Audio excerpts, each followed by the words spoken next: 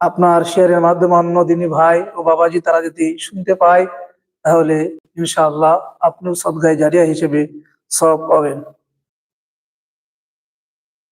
أعوذ بالله من الشيطان الرجيم. بسم الله الرحمن الرحيم.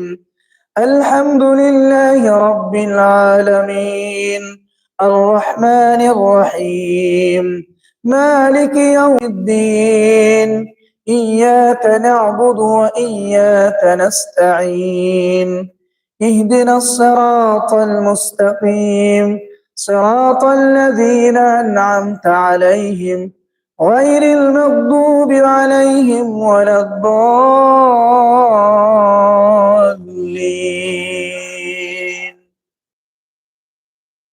بسم الله الرحمن الرحيم.